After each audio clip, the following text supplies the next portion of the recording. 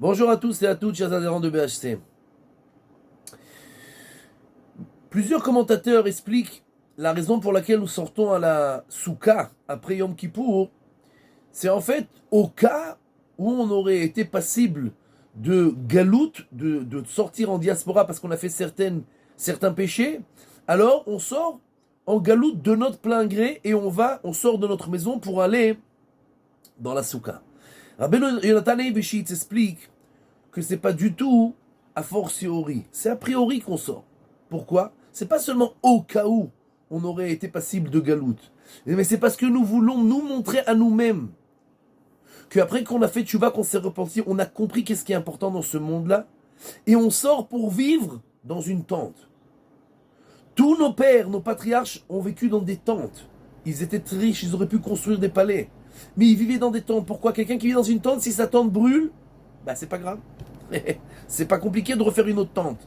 Si quelqu'un, il a une voiture qui roule, mais pas plus que ça.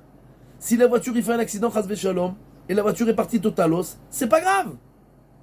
Quelqu'un pour qui ce monde-là, il est très important et il prend de la place, alors tout devient important et s'il se passe quelque chose, il prend ça à cœur.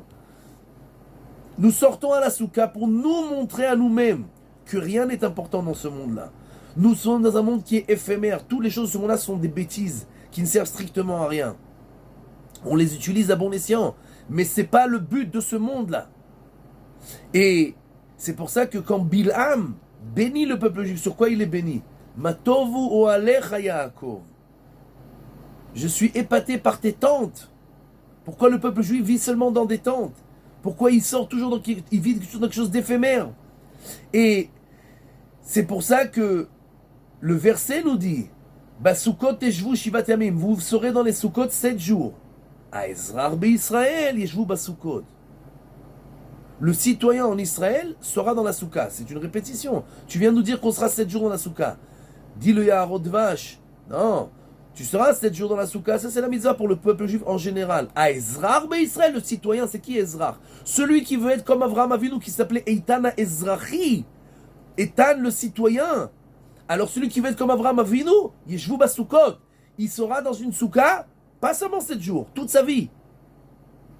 C'est-à-dire que après qu'on comprend ça, pendant qu'on s'est repenti, alors on continue ça jusqu'à Shmini Atzeret.